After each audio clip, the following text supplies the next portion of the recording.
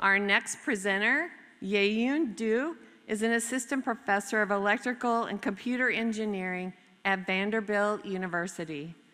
Dr. Du earned her PhD in mechanical engineering from University of California, Los Angeles. She also holds a Master of Science in Mechanical Engineering from UCLA and a Bachelor of Science in Automotive Engineering from the Harbin Institute of Technology in China.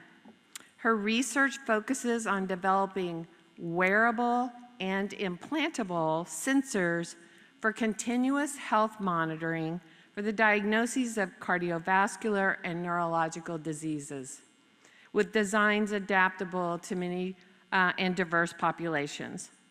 She also aims to advance robotics for use in challenging environments, such as in ICUs. Prior to joining Vanderbilt, Dr. Du served as a postdoctoral scholar at Northwestern University, where she led interdisciplinary projects on multimodal sensors integrated with edge artificial intelligence. These innovations have been deployed in hospitals internationally, benefiting patients ranging from neonates to older adults in China, Canada, Mexico, the United Kingdom, and the United States. Please join me in welcoming Dr. Du to the stage.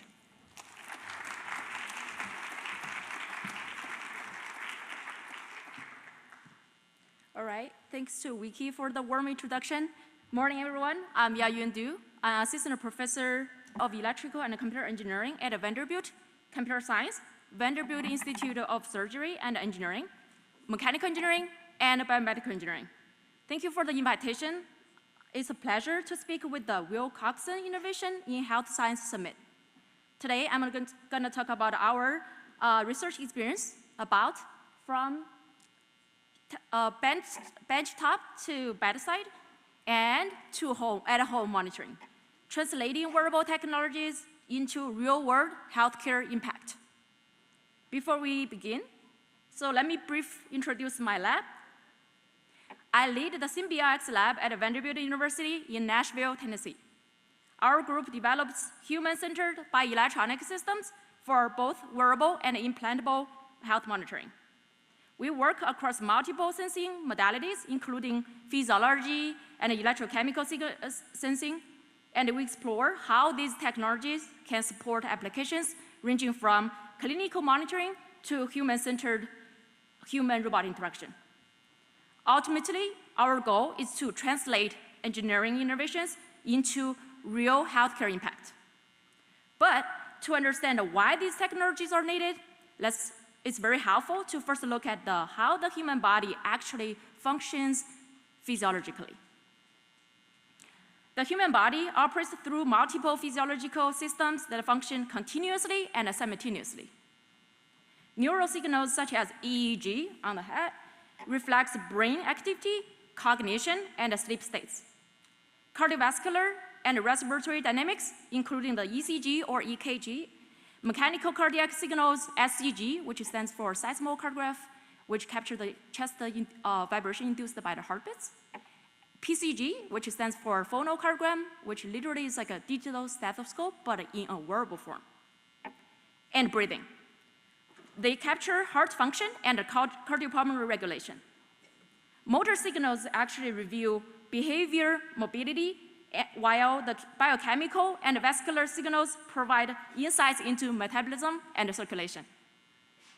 Each signal provides only a partial view of physiology, but together they reveal a much more complete picture of human health. In other words, health emerges from multiple physiological systems acting together. However, despite the complexity of human physiology, most of the monitoring systems today rely on a single signal at a time. Clinical monitoring systems are typically bulky, wired, and confined to hospital environments, which limits mobility and can even alter natural physiology. So what we are measuring actually is not true. Consumer devices have improved accessibility, like Apple Watch here, but they still provide sparse and intermittent measurements rather than continuous physiology insights. As Dr. Dia just mentioned, the future should be continuous, connected, predictive, disruptive. Today, I'll show how. What we ultimately need are integrated systems that can continuously capture multiple physiological signals in real-world environments. To move healthcare from episodic care toward continuous and proactive care, we rely on physiological signals that can be measured continuously. In cardiovascular health, different signals provide complementary information. ECG, again, captures the electrical rhythm of the heart, while SCG and PCG reflect the mechanical contraction and heart sounds. Optical signals such as PPG, which stands for photoplasmogram, provide insights into blood flow and vascular dynamics. In neurological and sleep health, EEG allows us to monitor brain activity and seizures, while synchronized cardiorespiratory, motion, and acoustic signals help reveal sleep states and sleep disorders. And in motion and behavior, inertia and muscle signals provide functional context, helping us quantify movement patterns, tremor, and fall risk. The key point is that each signal alone is incomplete, as we mentioned. It's like trying to understand a movie by looking at one frame. You miss the context. When synchronized together, multimodal biosignals provide the continuous context needed to detect physiological changes early. The next challenge is how do we measure all of the signals continuously and unobtrusively in everyday life? Today, I'll show several examples of how wearable bioelectronics can enable this. We'll start with the cardiovascular and sensing for continuous monitoring of the heart. Specifically, I'll present two examples. First, a cuffless blood pressure monitoring system using synchronized ear PPG and a chest ECG. Ear PPG, this is a larger version. I didn't bring the small version, but it's like an ear ring you put right here. And a chest sensor is a different version than this, but put on your chest. You don't need the cuff. Second, a multimodal wearable platform that enables aortic valve disease severity detection. Together, these two examples illustrate how wearable sensors can recover clinically meaningful cardiovascular information in real-world setting. Then I'll show you how wearable systems combined with AI chips can help us understand sleep and neurological signals. I'll also discuss synchronized neural motion platforms for seizure monitoring and neonatal care. And finally, I'll close by discussing the future direction toward a closed-loop disruptive wearable health systems that can both monitor and respond to physiological changes. Clinically, blood pressure is still measured primarily using cuff-based devices. These devices are accurate, but they are inherently intermittent and can be uncomfortable used repeatedly, especially for frequent monitoring. Meanwhile, many cuffless approaches rely on wrist or finger PPG, which can be inconvenient during daily activity and highly sensitive to motion and posture. As a result, continuous blood pressure measurement in real-life conditions remains challenging. To address this challenge, we develop a synchronized multimodal wearable system that pairs a chest ECG with a ear-mounted PPG sensor. Both sensors include the inertial sensing for motion awareness. We evaluated several optical measurement sites, including the finger, wrist, forehead, and the ear. So finger and wrist are highly sensitive to motion. You already see that. And also hydrostatic effects during daily activity. That from middle school, like P is equal to rho GH, right? The height, the difference, right, between your arms. So that's why every time cuff-based measurement, you have to stay still and rest your arm, those stuff. So it's very sensitive to hydrostatic effects. The forehead provides a stable contact, but reduce the pulsatile morphology. The ear provides a useful compromise. It's anatomically anchored, less affected by limb motion, and preserves a strong pulse morphology suitable for beat-level analysis. We just need to look at one beat. Forget about history, forget about like that's a lot of people are doing, right? Like deep models, machine learning models, in the past several minutes. No, we only need 1 bit morphology. By pairing the ear PPG with the chest ECG, we can measure pulse transition time, which is the delay between electrical activation of the heart and the pulse arrival at the periphery. Importantly, this configuration maintains a stable geometric relationship between the two sides, even during movement. Both sensors stream synchronize the ECG, PPG, and the inertia sensor via Bluetooth to a mobile device for real-time visualization and logging. To evaluate this system under realistic physiological conditions, we used the 2 complementary data sets. First, we conducted a wearable validation study under dynamic conditions. Participants completed a 4-phase protocol consisting of rest, cycling, recovery, and a cold pressure test. Each stage actually lasted for 5 minutes. Throughout the session, we continuously recorded and synchronized the ECG, PPG, and also the inertia signals, while obtaining a clinical cuff measurement every 60 seconds as a reference. The data set includes 10 subjects and was specifically designed to test the robustness under motion and autonomic stress. To complement this smaller dynamic data set, we also use a large open source data set collected from 100 subjects in ICU, intensive care units, with the synchronized ECG, PPG, and invasive arterial blood pressure measurements, so the ABP there showing. Together, these data sets allow us to train models on large-scale clinical data while validating performance in realistic wearable conditions. To translate these signals into continuous blood pressure estimates, we developed a lightweight dual-branch model.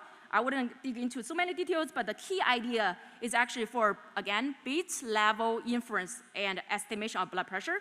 So there are 2 branches. The first branch learns from the beat morphology directly from the PPG morphology waveform using a small convolutional neural network. And the second branch, actually, okay, you might be asking, right, like other people do the history, but you don't do the history, and what's the other way to solve? Actually, you do want to know what this person did. Maybe he's exercising, right? And it has like the diet also changes, right? How do we consider those factors? What we did is a second branch. Capture the physiological context using features such as pulse transition time, as I mentioned just now, PTT, heart rate variability, respiration rate variability, those stuff. These complementary representations are fused in a lightweight regression model that estimates both systolic and diastolic pressure, SBP and DBP shown here. The key idea is that the model operates at the single beat level while retaining short-term physiological context, allowing robust prediction during motion. Here we show representative continuous prediction for one subject across the 4 physiological stages: rest, exercise, recovery, and a cold pressure stress. The model captures the expected rise. Actually, you can see the dots are from our models, right? And the continuous lines are our sensor recorded from when people are exercising across all the activities. Sorry. So the model captures the expected rise in systolic pressure, which is SBP, the bottom one, during exercise and a cold exposure compared to the baseline, which is in resting, the first stage.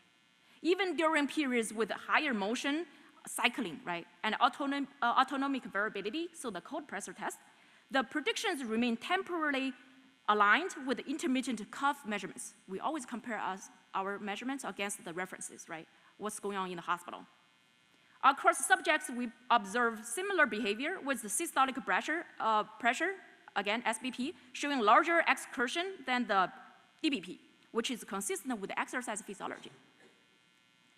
Across 30 independent runs, we observe a mean absolute error of approximately 4 millimeters of mercury for SBP and 1.8 millimeter of mercury for DBP. You might be curious, like, oh, what does it really mean? Okay, those numbers, right? So those, like, note that the FDA approval criteria for commercial sensors for BP management is a 5 millimeter mercury average and 8 millimeter for variance. Look, we are way below the, way better than the criteria, right? So importantly, the model remains stable across different physiological states.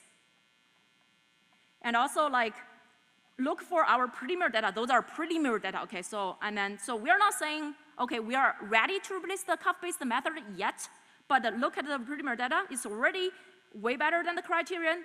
Those results suggest that a bit-level multimodal inference can enable robust, low-power blood pressure measurement in wearable devices. Right now, you might be like, I mean, I can't really release too much information, but that's one of our ongoing projects. Instead of 2 pieces, okay, you have here on your ear, on the chest. We realized actually from this study, you only need something on the ear. So we are developing a ear ring better than our ring, really cool technology. All our sensors are wireless chargeable, right? You can charge in 3 hours and wear it for another 120 hours. Those are things, right? And also you can see from your front end, your app, real-time monitoring and logging. Back-end, I'll show you very soon.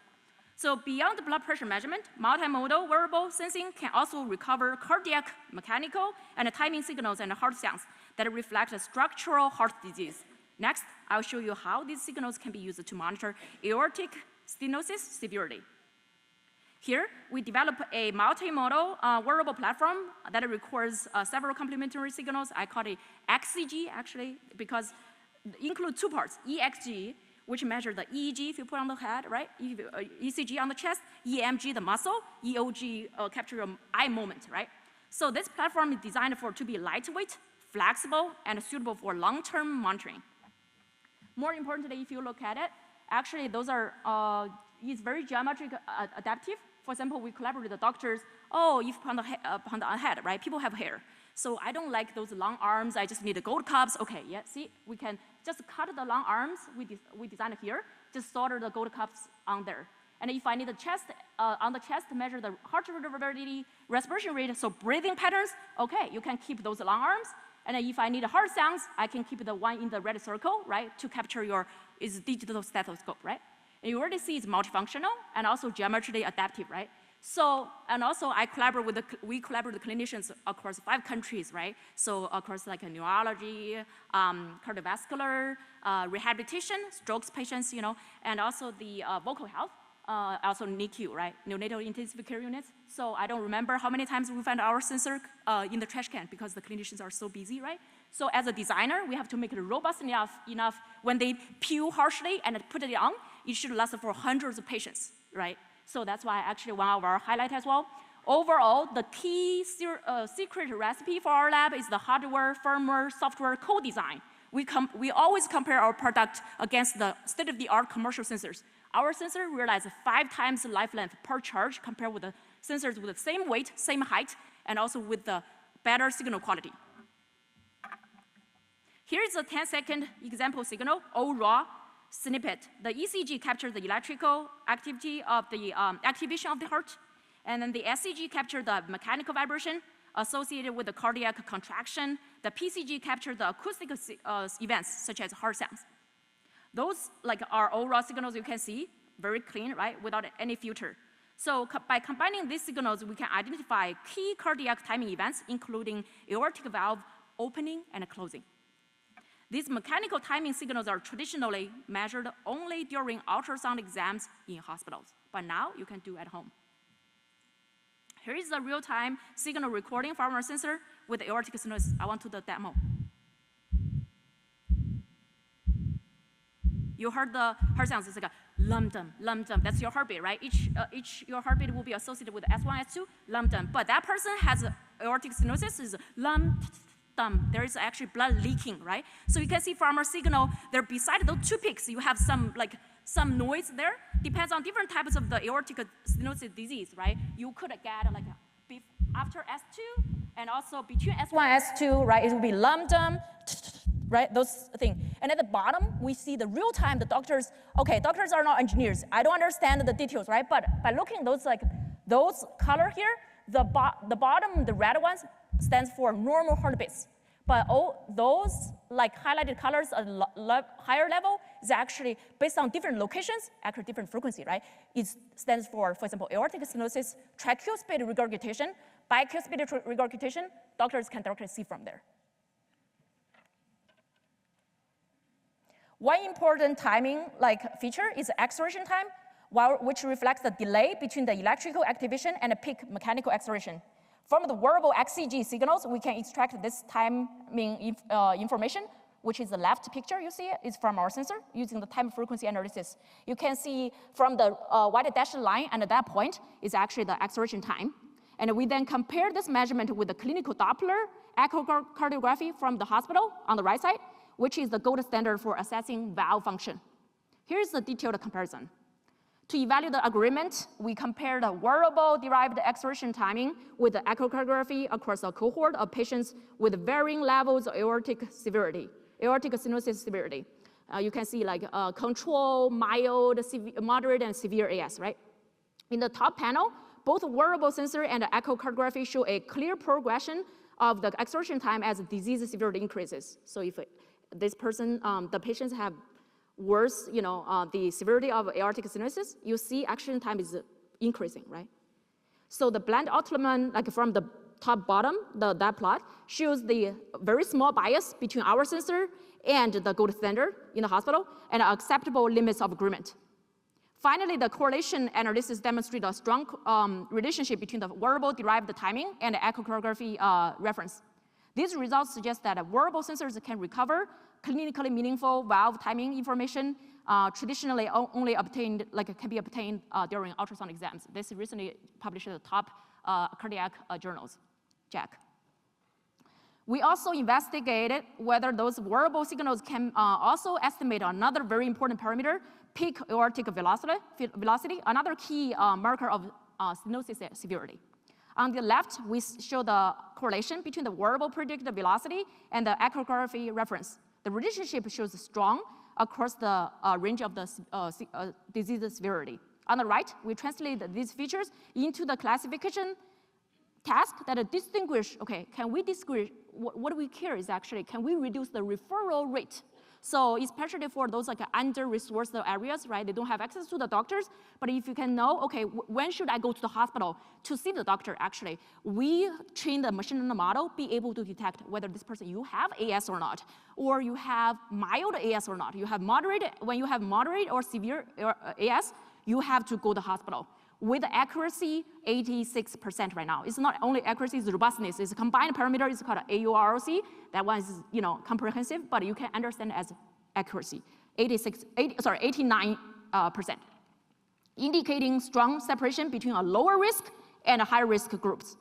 The goal is not to replace the echocardiography right now yet, but to provide a continuous risk tracking between clinical visits, where disease progression might otherwise go unnoticed. Also, I didn't have time to show here today, we also deployed the sensor to people who before the TAVR, is called a transcatheter valve replacement, before and after, we see a significant difference capturing the acceleration time and also peak time, right? Our model can capture that really well. So that means actually together, these results show that wearable platforms may enable continuous cardiovascular monitoring beyond the clinic, supporting early detection, continuous progression, and improved disease management. Why are we interested in, next is so I'm gonna talk about explainable AI-enabled deep, sleep stage and disorder detection. There's a switch from cardiovascular now to sleep, and then later will be neurology, So why are we interested in sleep study? We spend 1/3 of our lives asleep, and a good sleep is crucial for a strong immune system, better mood, and the body's healing procedure. It improves the brain function like alertness, decision-making, and problem-solving, and it reduces the risk of chronic diseases. However, what happens during sleep remains largely mysterious. You can see all the commercial products, Fitbit, right, bought by Google several years ago, right? Apple Watch, everyone's trying to do sleep, right? Something. American Heart Association, also known as HA's, checklist for optimal cardiovascular health is updated, now called Life's Essential 8, adding healthy sleep beside previous Life's Simple 7. Beside no smoking, blood pressure controlling, those that are, we add the actually healthy sleep is the one key parameter to evaluate cardiovascular health. Compared with, and then, so wearable devices at risk offer at-home sleep monitoring but like has long sleep onset latency as they normally indicate sleep if you don't move your hands much because it's on the wrist, right? So if your left hand is okay, not moving, right hand on playing with your phone, right, on YouTube for hours, but it's still detected as you in sleep, which obviously is wrong. So for Fitbit commercial Apple Watches, you have to move like for 1 hour-ish, roughly. That's the algorithm. Your watch assumes that you're in sleep. But, and also, obviously, since it's at the wrist, right, the respiration tracking, which is actually important, I'm gonna show you, is missing. So with the 2 high-sensitive inertial measurement unit, which is IMU here, the sensing part inside, our sensor, you can see the exploded view, being actually is this sensor here, being the core components for sensing.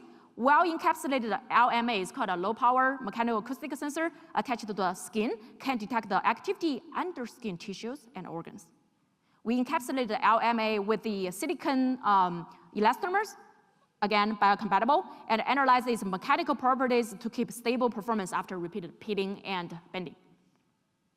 Here's the picture of me wearing the whole set PSG in the hospital. You know, all the wires attached, right? You couldn't even sleep well. That's why I said the current in the hospital is distorting the physiology we're trying to measure. It's actually not what is exactly happening during natural sleep, right? And also with our sensor at the super SNO notch, actually, where if you put your finger here, you can feel your heartbeats, and also your chest movement, of course, right? So then, we analyzed the mechanical properties to keep, we analyzed the stable performance after collecting the data, right? So we compare, while wearing our sensors, right, we have to collect the clinical gold standard, the PSG in the hospital. By collaborating with the clinicians at our Carl Foundation Hospital in Champaign, Urbana, we collected 43 nights data, every night more than 8 hours with our LMA sensors. It has onboard memory to store the data or real-time data streaming and plotting on iOS devices. You probably barely can see, but those small peaks on the plot are your heart sounds. And then those waves you see, that's your respiration cycles. Inhale, exhale. And at the back end, we have the cloud, real time, as long as so between the sensor and your phone, they're talking with Bluetooth, right? Using Bluetooth. And if your phone or iPad, so any device, the mobile gateway, right, is connected with Wi-Fi, and then at the back end on our cloud, we can real time as engineer, within 20 millisecond delay, we can see your data. And just in case why this is important, is like we collaborate with, beside the 5 countries I mentioned previously, we also collaborate with Finland, those like countries in Europe as well, right? So we ship the sensors there, doctors, you say, oh yeah, if there's something wrong, we can see whether, okay, the Bluetooth is connected or not, battery level is low or not, and also the raw signal from the person, temperature, body orientation, respiration rate, variability, heart rate variability, de-identified. We don't need to know the patient's name, right? We just see the sensor, use the sensor's name, and then got the information. We can debug remotely. While zooming into the raw signal, we can see actually this is okay, put our sensor on your super SNO notch. You can see the raw signals like cardio, respiration, activity, and orientation, whether you're at your back or on your stomach, and whether this person is snoring or not, whether that person have sleep apnea when they stop breathing and restart again. And we all have those information as input our machine learning model. We don't use like machine learning model that are black boxes. We are emphasizing explainable machine learning. So if something, with finally it will output the sleep stages, right? But if the doctor wants to track, okay, why this person have so much rapid eye movement stage, actually one stage very important for memory, and also if the lack of REM stage will be contributed to depression. So if they want to know what's going on, you can look at our features, see, okay, oh, that person's respiration rate changes, right? And also activity, that person moves more, maybe something going on the limb stuff. So it's not a black boxes. You give the reasoning for the doctors to make a decision to see whether you want to trust the AI or not. Okay, this is one example of the overnight more than 8 hours sleep data. Based on the algorithm, I don't have time to cover today, but you can see the calculation of our heart rate at the middle, and a respiration rate from our sensor, which is in the red lines, compared with the gold standard from PSG, which is the blue lines. They match pretty well overnight. Our second contribution for this paper, by the way, this paper is published in a worldwide prestigious journal, PNAS. So our second contribution is that a signal processing pipeline that extracts 146 physiology-informed features from our multimodal wearable signals. These features span time, frequency, geometric, and nonlinear domains. But what does it really mean? Important, they are designed to reflect underlying physiological mechanisms, including autonomic regulation, cardiopulmonary coupling, and muscle tone. This allows us to incorporate physiological structure into the model rather than relying pure on black box learning. More specifically, if you look at this, actually, so for example, one feature for the RRV, which is the top one, in blue lines, you can see every time, so again, this is respiration rate, rhythm changes, right? It actually correlates really well with the green, dark green chunks, right? Which is in REM stage. Every time there is a small increase and a drop, you can see REM appears, which has a really high correlation with the respiration. Again, missing from most of the wearables right now, right? And similarly for some, whether that person is awake, we not only rely on the actual activity, which is the bottom one, yellow line. Actually, we found the pink line in the middle, heart reverberability. So correlated with the heart, every time there is a slowly increase and a sharp drop, that person is awake. You don't, even if that person doesn't move. Oops, sorry.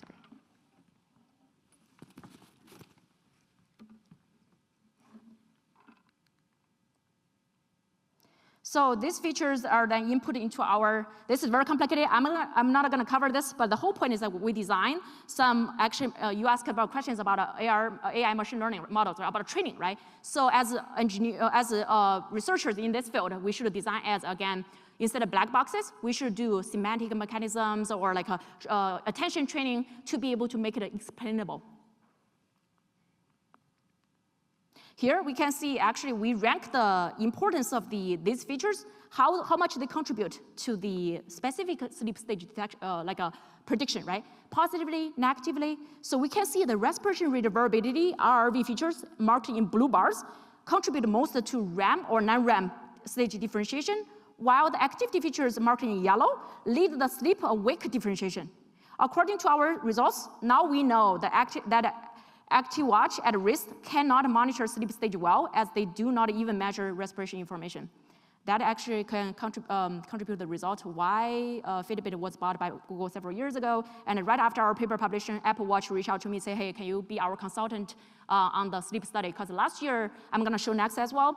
Last September, they released the Apple Watch can predict sleep apnea, only 40% accuracy. Our sensor can do 98 accuracy on preliminary study.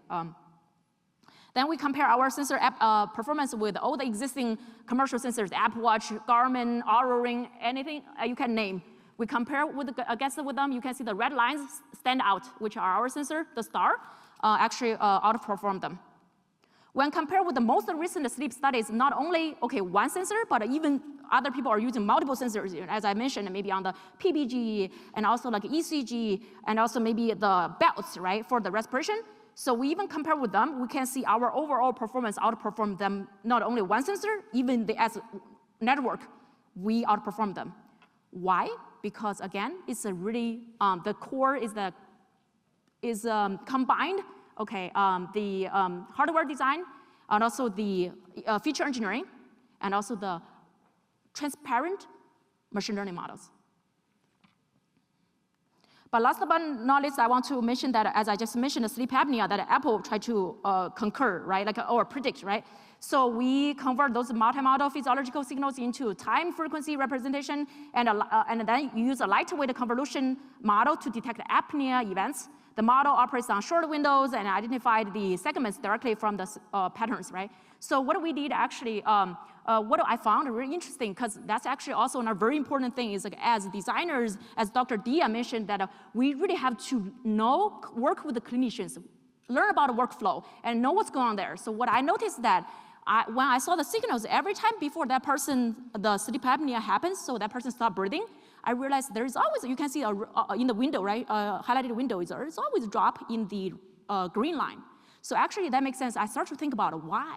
And then I attach the sensor, since it has a super notch, when I lie down, right? OSA, obstructive sleep apnea, how it happens, most of the time it's because under gravity, your tongue drops under gravity and block the airway. So that means actually our sensor is here using IMU. So basically, once your tongue drops, it pops out the super SN notch. That's why there is always a drop in the green. So we can predict before that person totally stop breathing, immediately at the first instant it changes, like physiology changes, we'll capture that. So we achieved the accuracy of 94%, significantly outperforming the baseline wearable approaches such as Apple Watch. Those results suggest that a wearable sensing combined with AI can enable accurate, continuous apnea monitoring outside the clinic. Next, let me show you how multimodal neural motion sensing for seizure detection and a neonatal intensive care unit. Our sensor called SPINS, scalable, power-efficient inertia neural sensing. This small thing, on the left side, is deployed down to the seizures patients. On the right side is clear visibility, how it attaches onto the head. So this small thing realized a continuous 120 hours recording with such a 110 mAh battery. And it's fast, it will be fast wireless charged within 3 hours. Here our figures show the performance between comparison our sensor and also the gold standard in the hospital, right? Those like especially some of you might know NADAS, those companies, right? So the top one is actually a short time, for example, 8 seconds snippet. You can see ours is in blue line and NADAS is like in orange line. They match pretty well. Each peak is for the person is blinking. And then the bottom is like a more than 6 hours continuous recording. Left side is the gold standard in the hospital. Right side is our sensor. You can see, for example, at the third hour, you can see they capture the same brain activity, right? But you might see something is missing on the left figure because they are wired. So they lock the patients around the bedside. Once the patient moves around like a little bit further, the wires get detached, and then they lost the signal. But on our side is continuous monitoring, because you just wear the sensor, move around, go to the restroom, see your family.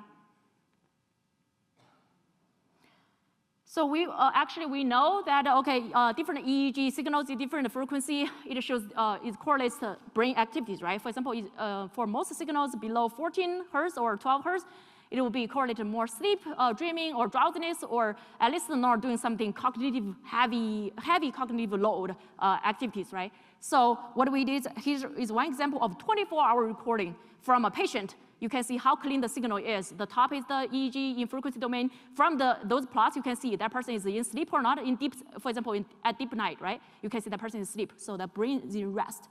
And then the second plot is the raw signal, because it's 24 hours, so it's compressed. You cannot see too many details. This one, the third one, is actually the body orientation of that person. What like posture they are at, right? The last one is mobility, so how much they move actually at night. You can see obviously at a deep night, around 12 or starting 10 p.m. until the 5 a.m., the person moves very little at the middle. We recorded those patients more than 2,400 hours recording at the hospital. So we recorded 71 seizure events across 12 subjects and 8 seizure types in more than 2,400 hours, summarized on the left. So the traces on the right highlight a clear transition from inter-ictal to pre-ictal, ictal, and post-ictal phases with strong millivolt level discharges, confirming the clinical grade signal fidelity. The bottom sequence captured the dialeptic to automotor transition, consistent with the neurologist labeling and also notes. Demonstrating our device ability to detect and differentiate seizure dynamics. Here, our synchronized EEG IMU, so SPINS data, reveal that movement starts about 20 seconds before the EEG onset, shows in the top right plot. On the left, we see the automotor to dialeptic transition with the power band shifts, and below the post-ictal suppression, that's actually correlated with the sudden death. And then on the right side is a psychogenetic event. So it's actually not a seizure, but it's very similar to seizure based on the human's behavior. So the thing is, our sensor can give you even they look like a seizure, but it's actually not, by looking not only neurological signals, but also the activity context. So think about it. So we can see the movement changes. So the movement pattern changes 20 seconds before the seizure happens. We can capture, So basically what it means, we can send the alert to the caregivers, nurses, or their family. They have 20 seconds to prepare for the coming seizure event. That's we mean predictive. So here, our synchronized EEG, you can see, okay, in summary, like we actually captured the individual differences, obviously, because we recorded across the range, age range, like 20 to 69, and then a different skin tone and a balanced sex. And then also we realized, okay, this is correlated consistent with the cognitive science, fast frequency, and it's correlated with a high state of vigilance or cognitive activity. Slow waves is correlated with the drowsiness and sleep. And we also capture different types of delirium. That's our next step, right? And the seizures and the general neural activity events. So, like, what we want to show also, like, we also applied this similar sensor, but a different configuration.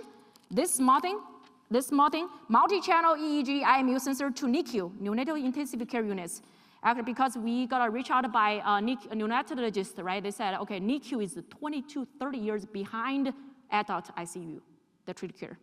Especially the monitoring system for the preterm baby, because they're super small. I'm gonna show you actually our smallest babies we did a study with, like a 24-week-old, under 0.7 kilograms. It's like a little bit larger than the rabbit, like it's a very small baby, right? So, those are very challenging. So if your sensor is still big, and then what's the point of not locking them in the incubator, right? So our sensor want to allow kangaroo care. So it means like a skin-to-skin parent-infant interaction possible. So that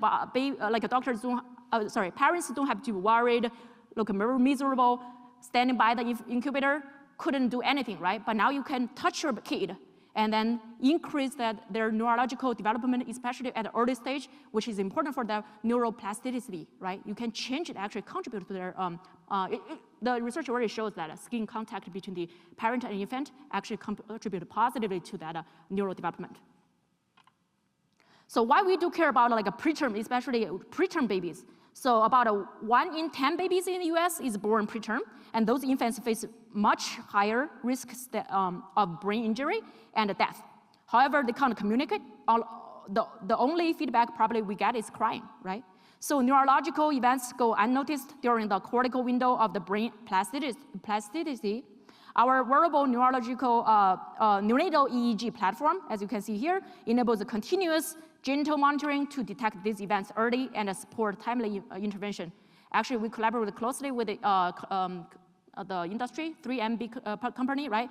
They are probably the world leader in the adhesive, right? So we have been collaborating 3 years and then explore for those fragile, delicate skins, we're just born babies, right? How do we not causing any skin adverse effects while maintaining the high signal fidelity? So here is one example. That's for left brain, top from the left brain, and the bottom right brain from the baby. You can see actually they're synced pretty well. Every time there's a peak spike there, and also the spike in the left brain. So we also we can capture also the not only frontal occipital, but also left and right, as I mentioned here. So one thing we noticed is that actually is only found in recent years. Babies' EEG is different from adults. You can see those spikes, right? It's called a discontinuity. So actually, with time, people's brain matures, those discontinuity significantly decreases. Here is like actually we capture when the baby was born until it got discharged from the hospital. We see actually significant change. It's called IBI, interburst intervals, right? So they actually significantly increase when the brain matures. So overall, our sensor can capture the bilateral brain synchronization, and also bilateral and also frontal occipital, right? So discontinuous background activity in preterm infants, and also interburst interval length tracks brain maturity with gestational age. And also we capture the distinct neural patterns during sleep and awake states. And I don't have time to show here today. But yeah, beside, I think we probably went a little bit, okay, yeah, we are on time. So exactly, so beside what I showed in details today, actually we also have a lot of ongoing study. For example, right now this one is collaborating with Chicago, so Northwestern Memorial Hospital. We are collaborating with the industry, the Maze company you might have heard, they're really good at design AR, VR games. How do we use those AR, VR technology, how people rehabilitate, especially for those strokes patients, right? So our sensor have been deployed, for example, on patients, The photo is a little bit overlapping that. It's okay. So this is the photo of when applied on the patient's body, inner thigh, right here, 2 sensors. And so on day 1, and then you can see the picture, the progression of the sensor and also the adhesive here. At day 11, it looks like a little bit darker, but overall the signal quality actually looks as well as at day 11 is as well as day 1. So, and also pay attention that, note that this is with daily shower exposure. Wearing our sensor, you can take shower, do normal activities, and then the sensor still stay on without causing any redness, itchiness, or like a red, any adverse skin effect. That's after 1 year study with a 3M company, thanks to their really very, I would say, selfless, collaboration, because a lot of time at the very beginning, we test the different types of adhesive. They just donate free to us. And also, yeah, we are collaborating with the Meta, Da Vinci Robotics, those surgery robots, right? Using our sensors to see, because right now doctors when do the surgery, right? How deep you should cut to tumors. So we collaborate with the industry extensively.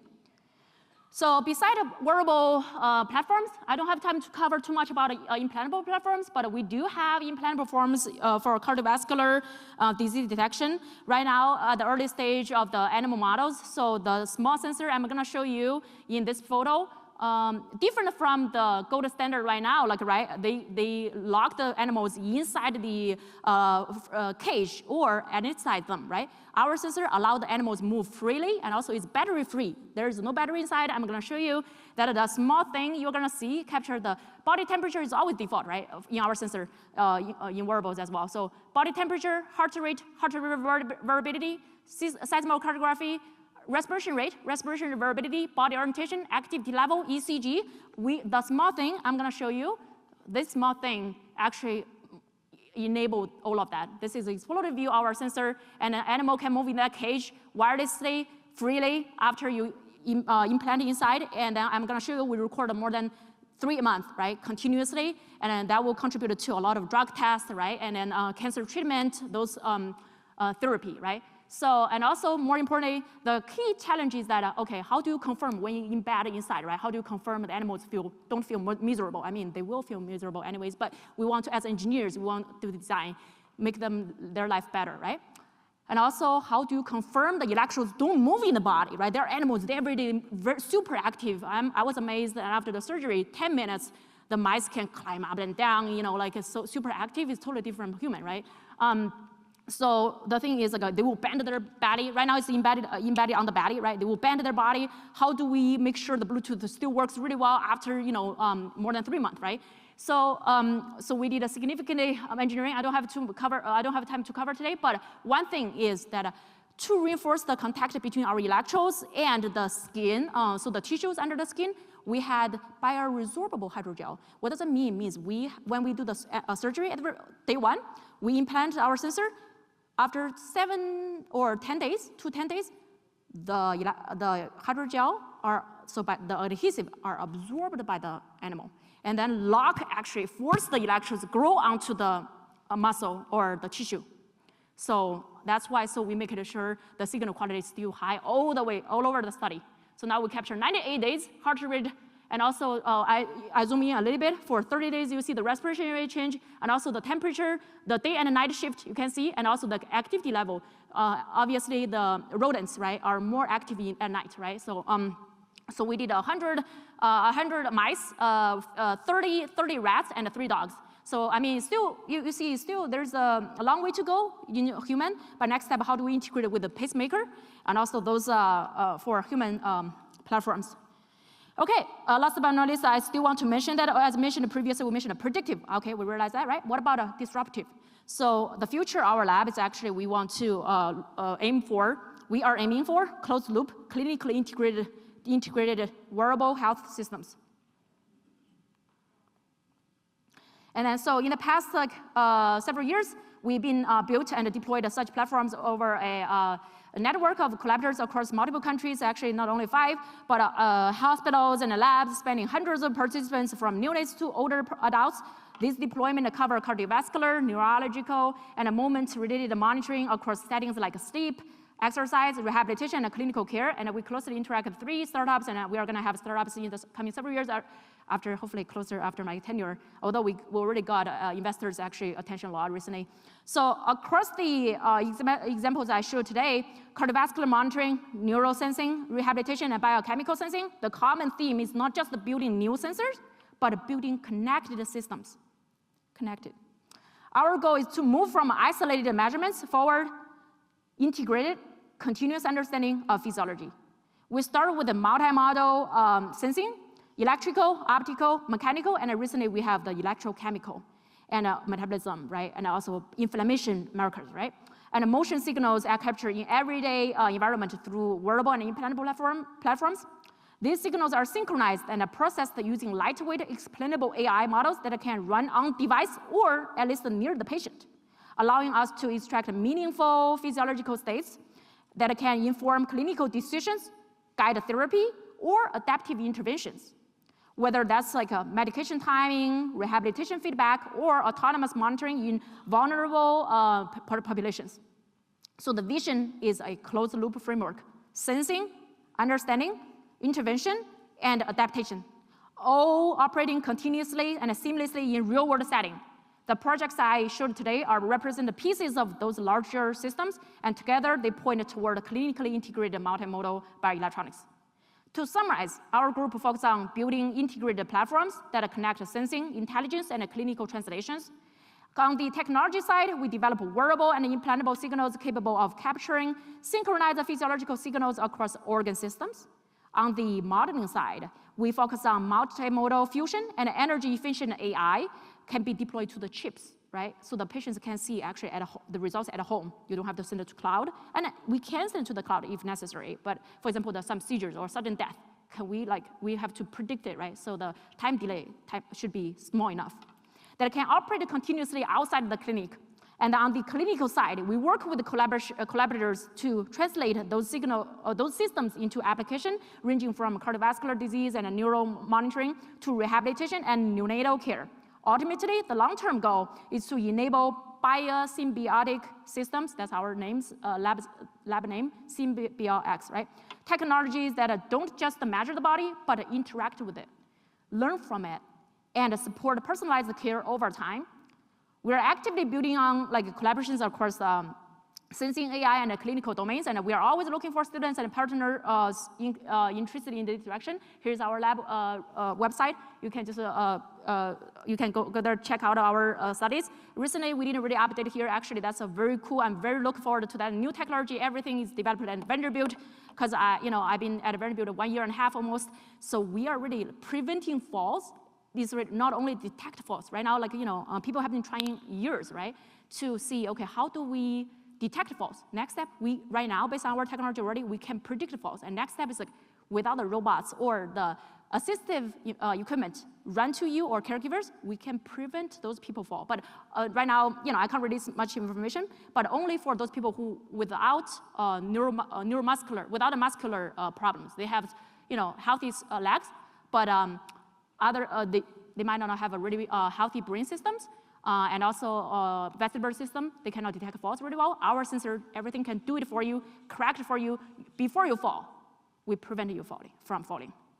All right, so beside this, and I didn't have time to mention today, we do a lot of multi-model sensor-enabled, safe and efficient human-robotic interaction. So on the sensor side, I introduced some of them. On the left side, actually, we have the robots, right? Like how do we, right now, collaborating again with the DaVinci Robotics and also autonomous driving with Waymo company. How do we evaluate how much people trust the AI? How do you model trust? That's a complicated model, right? Not a complicated problem, mathematically modeling, even let's say training, right? But overall, so I want to really acknowledge our collaborators. This is a very small part of them across the, definitely engineering, and then cardiovascular, and then neurology, sleep clinics, and then babies, so neonatologists, and also muscle rehabilitation, the Army, and the vocal health, and P&G from industry. And also more about the startups we have been collaborating with, And we have many more at Vanderbilt. So right now we are collaborating with 6 doctors across different, clinics and institutes. So, and also our lovely SymbiaX lab members. And then our motto is just to do it. So as engineers, we are here to solve problems and get things to work and make people feel a better life. So luckily, I got a really powerful team. They share the same dream of global health to advance the healthcare system by designing smart systems to improve equity, accessibility, and affordability. Thank you. From now on, I will take questions.